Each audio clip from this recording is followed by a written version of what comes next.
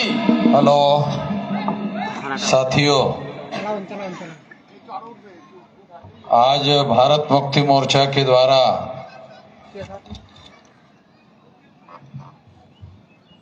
पश्चिम बंगाल में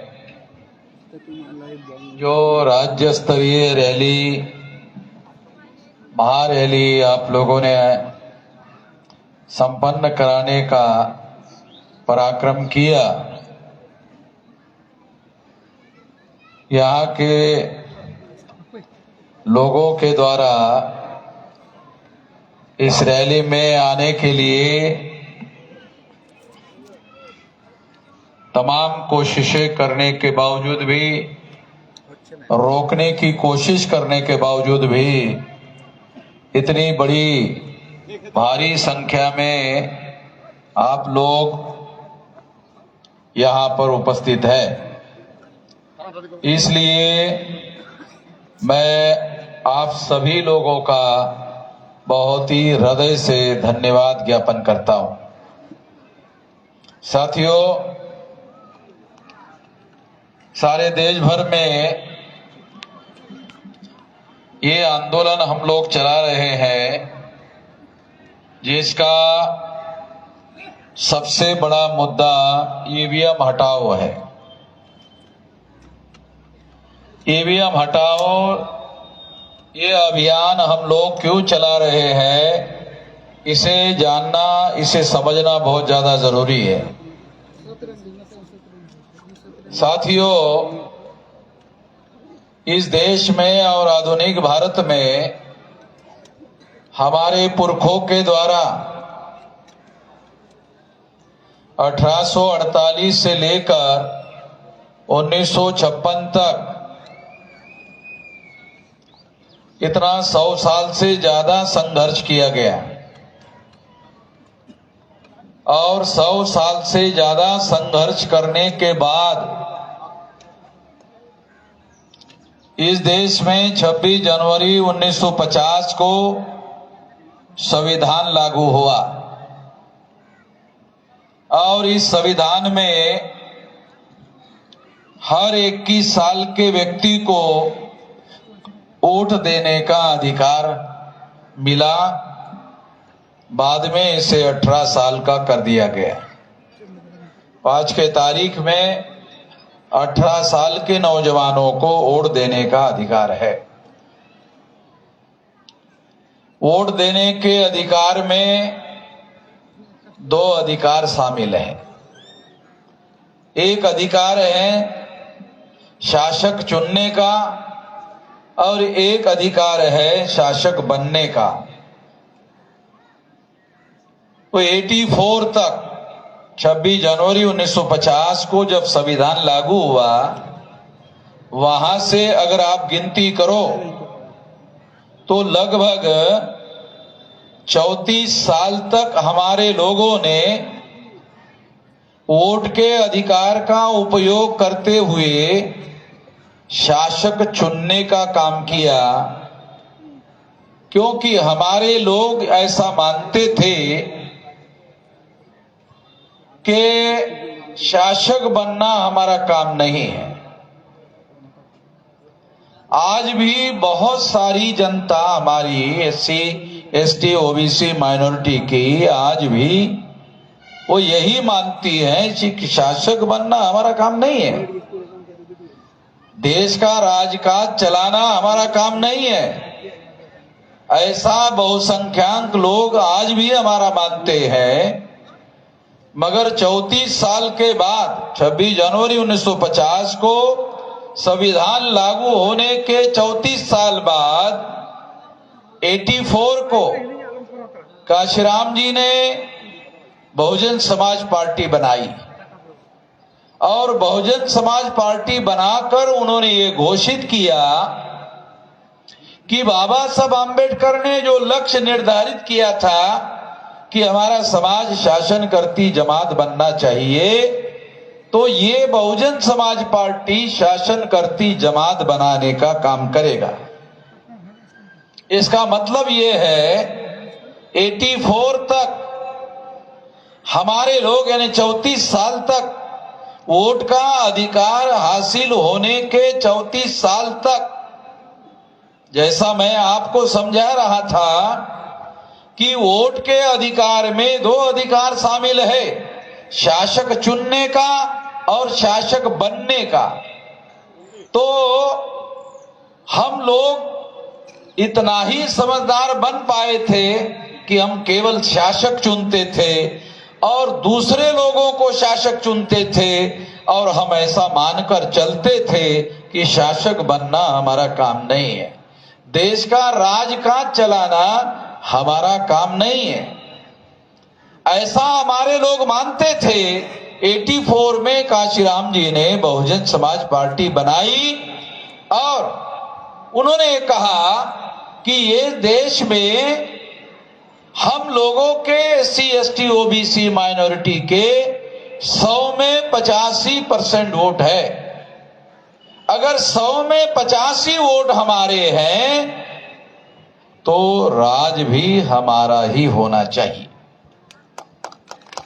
तो ये बात हमारे लोगों को समझ में आने के लिए संविधान में अधिकार हासिल होने के 34 साल बाद ये बात समझ में आई। अन्यथा हम लोग अपने वोट के अधिकार से केवल दूसरों को शासक चुनते थे, मगर 84 में बहुजन समाज पार्टी के द्वारा काशीराम जी ने ये ऐलान किया कि बाबा साहब आम्बेडकर ये कहा करते थे, शासन करती जमात बनना हमारा उद्देश्य है।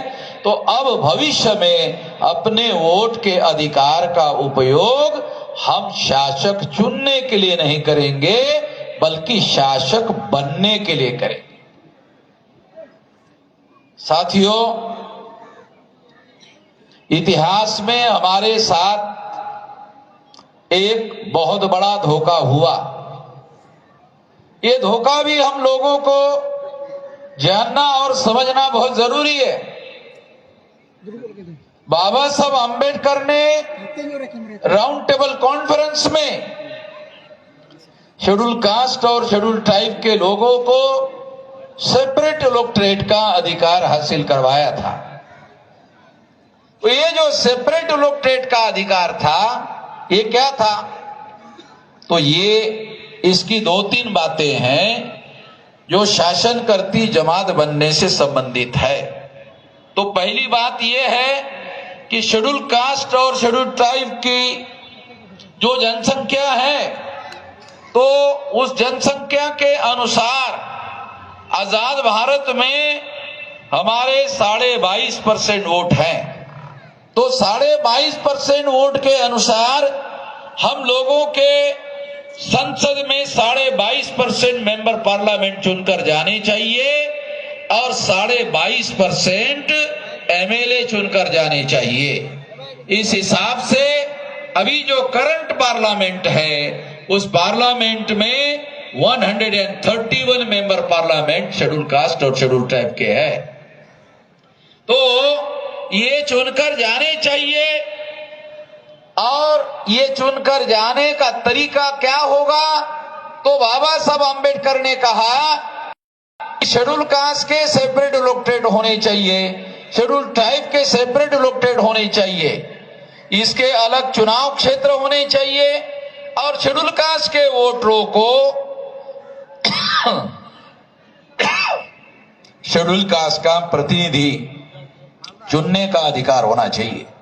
शेड्यूल ट्राइब के जो उनका चुनाव क्षेत्र अलग होना चाहिए और तो अपना अलग प्रतिनिधि चुनने का अधिकार होना चाहिए, क्योंकि शेड्यूल कास्ट के लोगों के साथ अस्पृश्यता का व्यवहार होता है, इसलिए दूसरे लोग उनको वोट नहीं दे सकते, इसलिए उनको सेपरेट इलेक्टेड होना चाहिए। आदिवासी लोग जंगल में निवास करते हैं, इसलिए दूसरे लोग उनको वोट नहीं देंगे, इसलिए उनका भी सेपरेट इलेक्टेड होना चाहिए। इस तरह की व्यवस्था करने के लिए बाबा साहब आम्बेडकर ने राउंड टेबल कॉन्फ्रेंस में अंग्रेजों के सामने ये लड़ाई लड़ी और अंग्रेजों ने इस बात को, बाबा साहब आम्बेडकर की इस लड़ाई को स्वीकार किया और 17 अगस्त 1932 को ये अवार्ड घोषित किया कि आपको ये दिए जाते हैं। इससे क्या होता, यदि आजाद भारत में अगर ये अधिकार हमें मिल जाते तो कोई भी सेंट्रल गवर्नमेंट की सरकार या कोई भी राज्य सरकार की सरकार हमारे समर्थन के बगैर न देश में न राज्य में कोई सरकार बना सकता था। और अगर ऐसा होता तो केंद्र की सरकार बनाने वाले लोग हम होते, राज्य की सरकार बनाने वाले लोग हम होते। तो इससे क्या होता, इससे हम लोगों को सेंट्रल में 22.5% SC/ST के लोगों को मंत्रिमंडल में हिस्सेदारी होती, सत्ता में हिस्सेदारी होती, प्रतिनिधित्व में हिस्सेदारी होती, और हमारी लड़ाई लड़ने वाले और हमारे हक और अधिकार की लड़ाई लड़ने वाले लोगों के हाथों में देश की सत्ता होती। ये लड़ाई बाबा साहब अम्बेडकर ने 17 अगस्त 1932 को जीत ली थी, मगर इसके विरोध में गांधी जी ने आमरण अनशन किया और ये अधिकार छीन लिया। लोग गांधी जी को महात्मा कहते हैं, तो महात्मा तो उसको कहा जाता है जो लोगों को देता है, मगर गांधी जी ने हम लोगों को अंग्रेजों के द्वारा जो अधिकार मिले वो छीनने के लिए आमरण अनशन किया था। इस वजह से मैं गांधी जी को महात्मा मानने के लिए तैयार नहीं हूं, क्योंकि उन्होंने हमारे हक और अधिकार छीनने का काम किया था। इसलिए साथियों, इसके विरोध में लड़ाई उस समय से चल रही है और इस उपवास की वजह से सेपरेट इलेक्टोरेट खत्म हो गए और जॉइंट इलेक्टोरेट आ गए। सेपरेट इलेक्टोरेट लागू होते तो इस देश के सत्ता में हम लोगों को अपनी आवाज के साथ, अपने हक और अधिकार के साथ हिस्सेदारी मिलती, मगर आज ऐसा नहीं है। और इस वजह से पार्लियामेंट में और विधानसभा में हमारे बोलने वाले प्रतिनिधि नहीं है, क्योंकि ये सारे के सारे नॉमिनेटेड लोग हैं, नामधारी लोग हैं। और इसलिए हम लोगों को आजाद भारत में जो हक और अधिकार संविधान ने दिए वो जमीनी लेवल पर अमल में नहीं आ रहे हैं, नहीं लाए जा रहे हैं। उसका कारण हमारे लोगों को आजाद भारत में सही और सच्चे प्रतिनिधित्व का अधिकार नहीं है। इसलिए हम लोग ये लड़ाई लड़ रहे हैं और ये लड़ाई लड़ने के लिए आने वाले समय में हम लोगों को सफलता हासिल करने के लिए अदर बैकवर्ड क्लासेस जिनकी संख्या 52% है उनको भी अपने साथ लेना होगा। इससे क्या होगा, SC ST OBC की संख्या 74.5% है।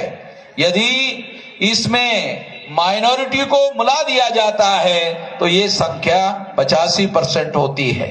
तो 100 में 85% लोग जो है आज इस देश में प्रताड़ित है, अन्याय से पीड़ित है। इन लोगों को हमारा जो आंदोलन है जगाने का काम कर रहा है, और जो जगे हुए लोग हैं उन लोगों को जोड़ने का काम कर रहा है, और जो जोड़े हुए लोग हैं उसमें से संगठित शक्ति निर्माण करने का काम कर रहा है। और इस संगठित शक्ति का आने वाले समय में आंदोलन के लिए उपयोग और प्रयोग कर रहे हैं। इसी आंदोलन के तहत आज आपके मालदा टाउन में बंगाल के एक महत्वपूर्ण हिस्से में एक बड़ा प्रोसेशन, बड़ा रैली हम लोगों ने निकाला, और इसी वजह से जो शासक वर्ग के लोग हैं उन लोगों को आपके संगठित होने में डर लग रहा है। उनको क्या लगता है कि ये लोग पिछलग्गू बने रहे, ये लोग केवल हमें वोट देने का काम करते रहे, इनको शासक बनने का काम नहीं करना चाहिए। मगर साथियों, हम लोग अब इस देश में एक बड़ा विशाल आंदोलन शुरू कर दिए हैं। ये मामला आपके केवल बंगाल का नहीं है, सारे देश भर में ये आंदोलन चल रहा है। लाखों की संख्या में लोग जंतर मंतर दिल्ली पर भी चढ़ाई करके गए थे, वहां भी हम लोगों ने ये लड़ाई लड़कर गए थे, लड़ाई लड़ने के लिए, ताकि चुनाव आयोग को ये बता सके कि आप लोगों ने ये जो ईवीएम मशीन लाई है, ये ईवीएम मशीन वोटों की चोरी करती है। ईवीएम मशीन वोटों की चोरी करती है। पहले बैलेट पेपर हुआ करता था, मैं आपको थोड़ा उदाहरण देके समझाता हूं ताकि बात आपको समझ में। एक पर्चा दे, पर्चा कोई नहीं, ये जो पर्चा है ये कागज है, इसी तरह का बैलेट पेपर पहले हुआ करता था। और जब आप बैलेट पेपर होता था तो आप वोट डालने के लिए जाते थे, तो जाने के बाद चुनाव आयोग के कर्मचारी आपको बैलेट पेपर देते थे, फिर आप अपनी हाथ से उठाकर उसको देखते थे और देखने के बाद पता करते थे किसको वोट देना है, और फिर तय करने के बाद आप स्टैंप उठाते थे और उठाकर स्टैंप अपने आंखों के सामने वहां मारते थे, बैलेट पेपर पर ऐसा मारते थे। और मारने के बाद आप अपनी आंखों से दोबारा देखते थे कि जिसको हम वोट देना चाहते उसी को लगा है कि नहीं लगा है।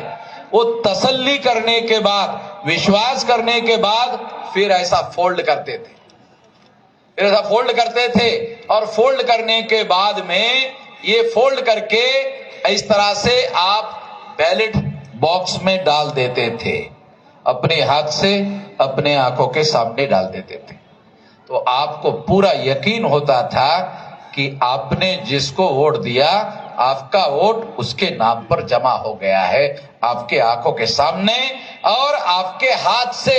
आपको तसल्ली होती थी, विश्वास होता था। अभी क्या होता है?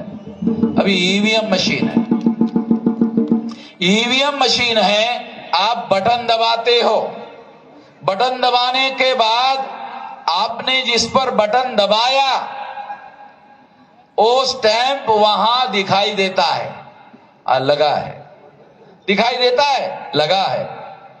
मगर बैलेट बॉक्स में वही कागज नीचे जाता है, वो दिखाई नहीं देता।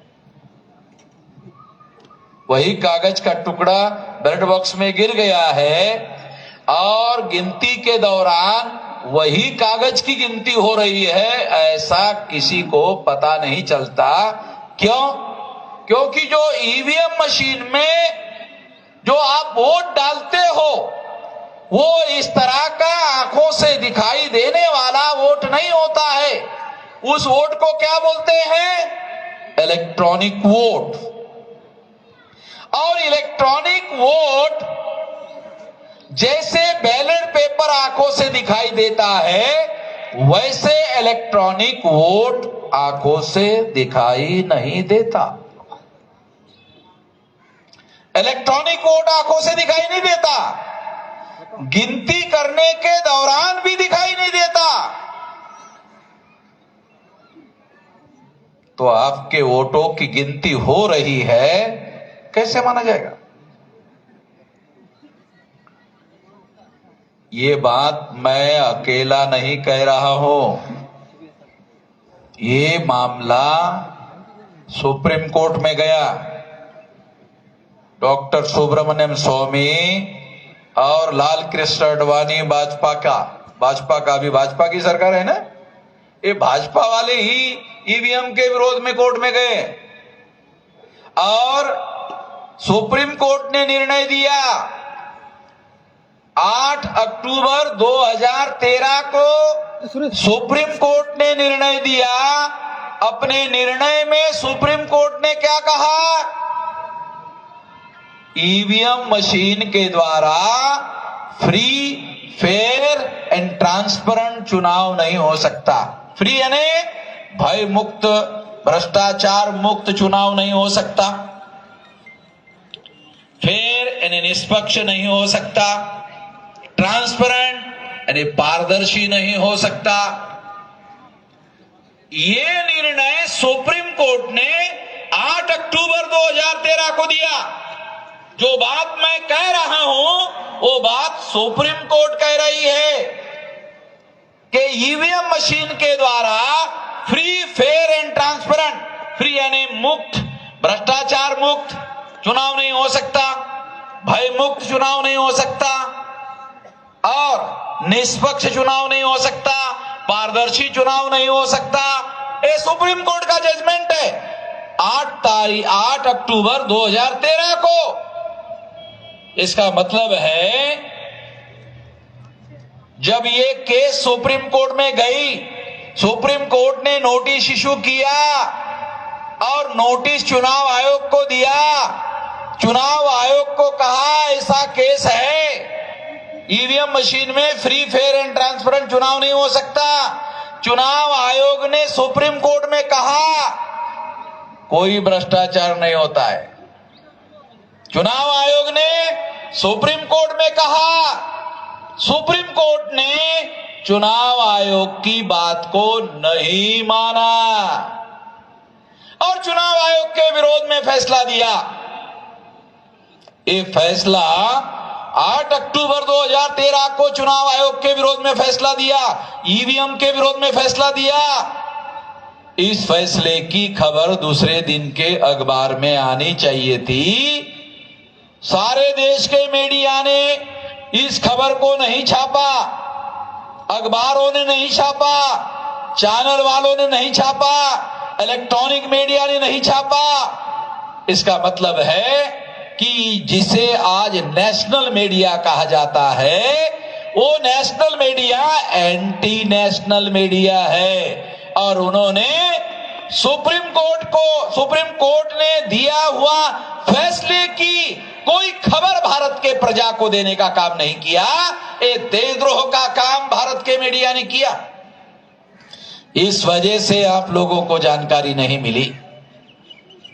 अगर उसी दौरान ये जानकारी मिलती और मीडिया वाले सारे देश के प्रजा को जागृत करते तो ईवीएम उसी समय खत्म हो गया होता। मगर मीडिया ने, सुप्रीम कोर्ट ने जो निर्णय दिया उसकी खबर को नहीं छापा। इस वजह से हमें इसके विरोध में सारे देश भर में आंदोलन करना पड़ रहा है। सारे देश भर में हमें ईवीएम को हटाने के लिए आंदोलन करना पड़ रहा है। अभी शायद 12, 13, 14, 15 तारीख को लोकसभा का चुनाव घोषित होने जा रहा है, ऐसी खबरें आ रही है। मैं चुनाव आयोग को चेतावनी देता हूं, यदि चुनाव आयोग ने अभी ये जो बात मैं कह रहा हूं ये बात इल्लीगल है, तोड़ने की बात इल्लीगल है, फिर भी कह रहा हूं। क्यों? वो लोग चुनाव इल्लीगल कर रहे हैं, संविधान के विरोध में कर रहे हैं। अगर बंगाल की पुलिस चाहे तो मुझे अरेस्ट कर सकती है, मैं अरेस्ट होने के लिए तैयार हूं। मुझे अरेस्ट कर नहीं रहे हैं, मैं सारे देश भर में बोल रहा हूं ईवीएम मशीन वोट डालने के लिए जाओ। आपको वोट डालने के लिए कोई नहीं रोक सकता, आप अंदर जा सकते हो, आपके पास वोट का अधिकार है। आप अंदर जाओ और देखा अगर आपने ईवीएम मशीन तो आपको गुस्सा आना चाहिए, अरे साला यही मशीन हमारा वोट का चोरी कर रहा है। वामन मेश्राम बोल रहा था कि यही मशीन चोरी करता है, तो दोनों हाथों से उठाने का और उधर पटक देने का। और इस तरह से ये ईवीएम मशीन को हम लोग 12 लाख से लेकर 15 लाख बूथ पर तैयारी कर रहे, सारे देश भर में तैयारी कर रहे। तैयारी करने के लिए ही मैं घूम रहा हूं सारे देश भर में कि 12 लाख से लेकर 15 लाख बूथ पर मशीनों को फोड़ने का। तो ये लोग क्या कर सकते हैं कि वो फोड़ने के बाद दूसरी मशीन लाएंगे। तो हमारे तो 100 में 85 वोट है ना, दूसरा आदमी जाना चाहिए। दूसरे आदमी को भी अगर मशीन दिखाई दिया वे उसको उठा करके फिर पटकना चाहिए, फिर तोड़ना चाहिए। अगर उसने तीसरा मशीन लगाया तो तीसरे मशीन को भी फोड़ना चाहिए। यानी ईवीएम मशीन पर चुनाव नहीं होने चाहिए। ये वोटों की चोरी करने वाली मशीन है। इस देश में संविधान ने फ्री फेयर एंड ट्रांसपेरेंट चुनाव करने का और जनता के द्वारा चुनी हुई सरकार लाने का अधिकार जनता को है। ईवीएम मशीन आने के बाद क्या हुआ? ये जो जनता का अधिकार है सरकार बनाने का, सेंट्रल में किसकी सरकार हो, राज्य में किसकी सरकार हो, ये निर्धारित करने का अधिकार आपका है।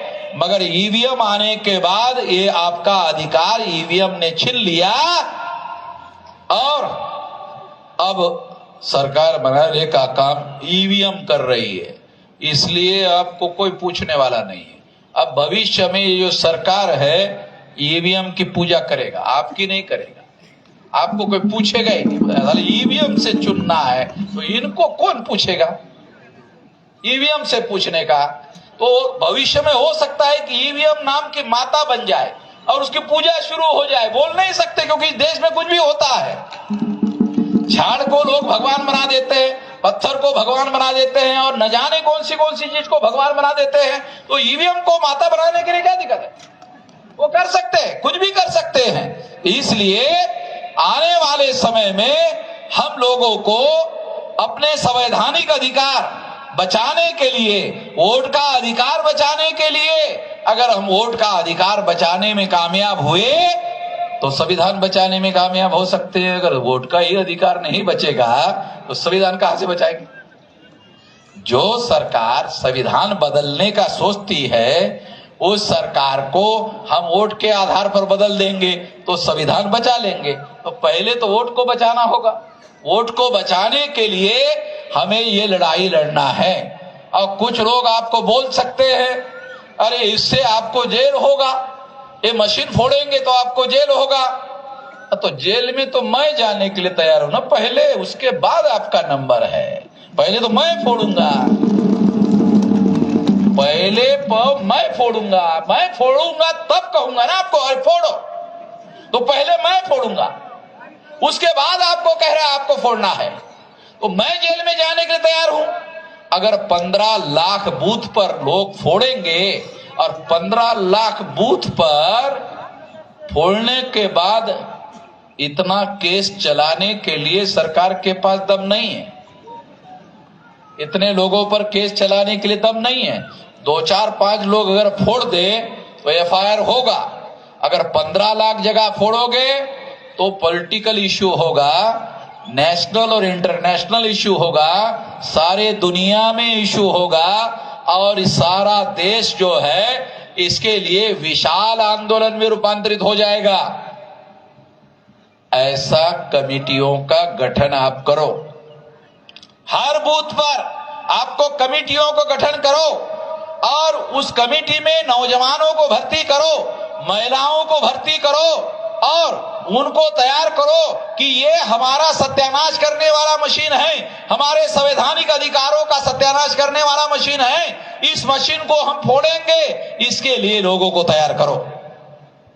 आप ऐसा करते हो और सरकार को और चुनाव आयोग को अगर मालूम हो गया कि आप पूरी तैयारी से है तो वोट आ जाएगा।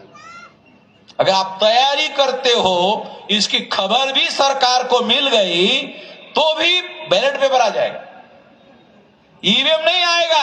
आपकी तैयारी की खबरें भी अगर सरकार को मिलती है तो भी ईवीएम चला जाएगा, बैलेट पेपर आ जाएगा।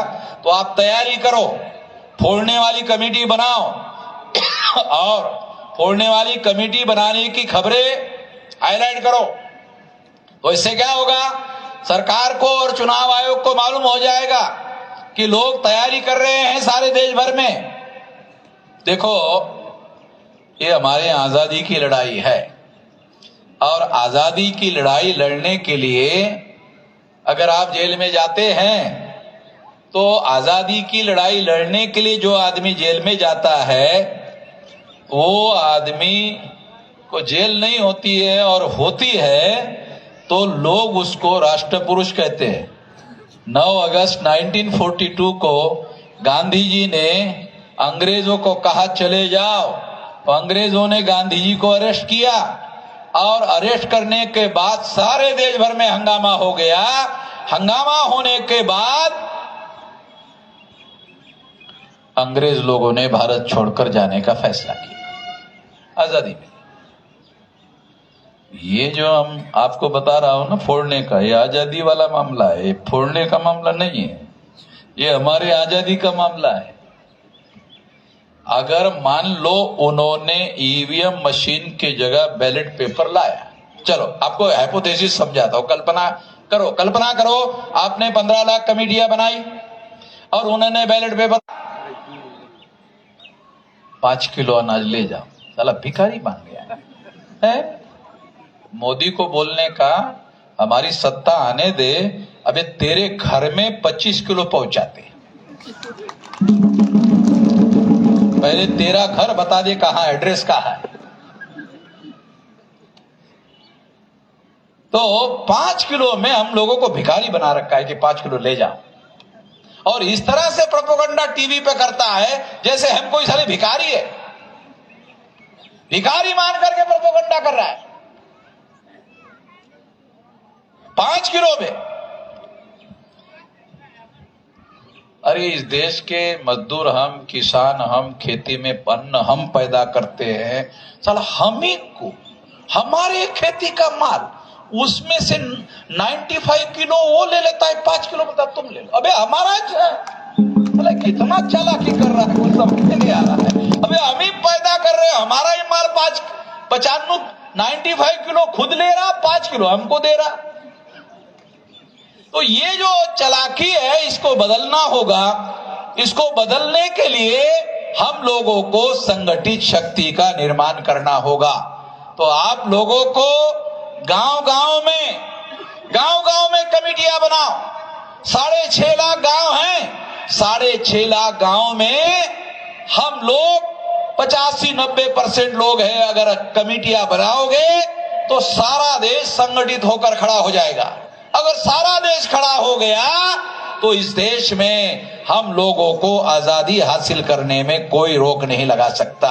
इसलिए ये 2024 में जो चुनाव है, ये चुनाव एक अवसर है, चुनाव एक अवसर है, एक मौका है।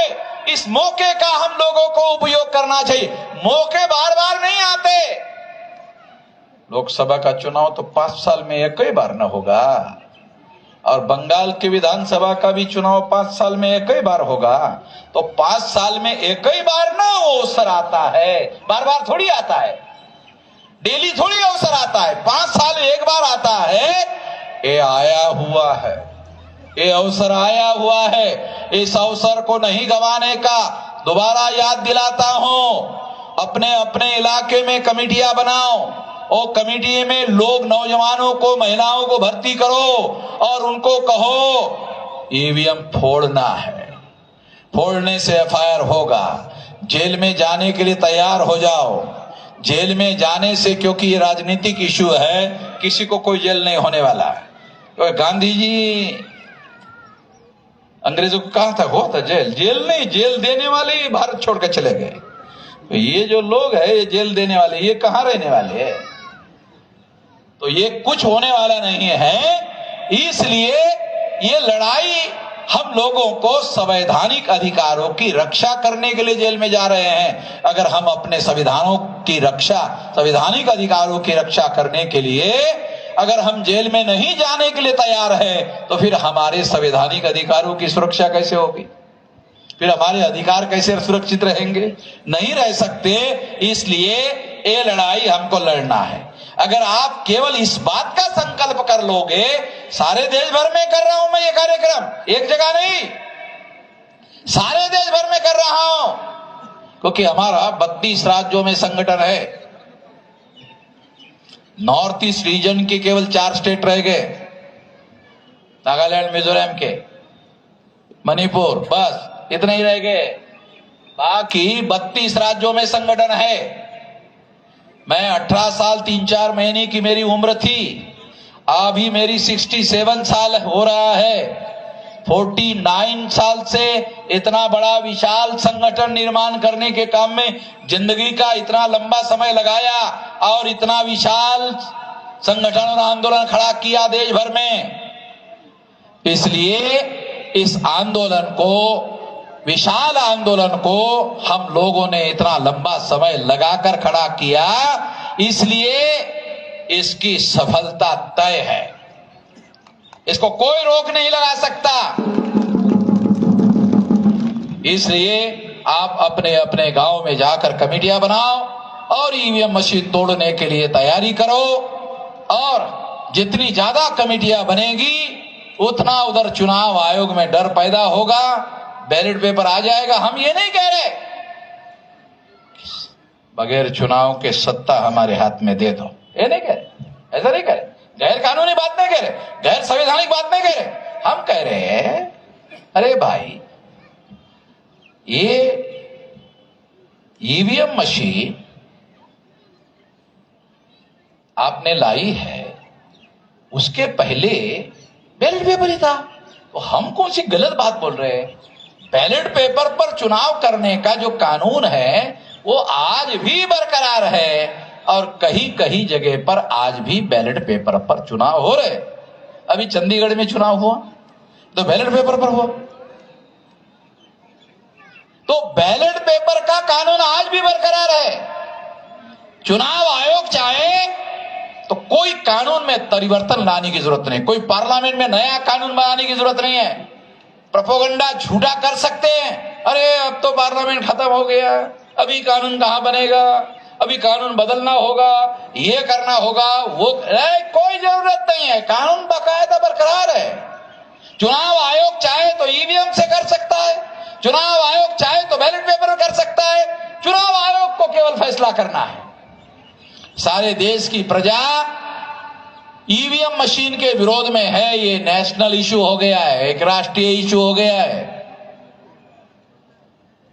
और राष्ट्रीय इशू होने की वजह से किसी ने मुझे बताया, ममता बनर्जी ने भी बोला है। बोला क्या है? बोला? वो बोल नहीं रही थी, वो हमारे आंदोलन की वजह से उसका मुंह जो बंद था वो खुल गया।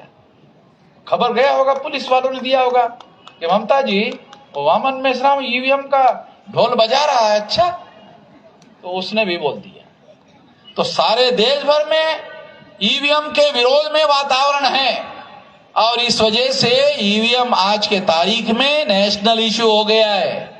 तो इसलिए ये संविधान बचाने का अवसर है, इसके लिए वोट का उपयोग और उपयोग करना है। ये ध्यान रख करके आपको ये लड़ाई लड़ना है, और उसके साथ साथ पहले नंबर पर ईवीएम फोड़ने की तैयारी करो। बैलेट पेपर आ जाएगा। इतना ही इस मौके पर मैं कहना चाहता हूं। बहुत लंबी बात कहने की जरूरत नहीं है, 5 बजने को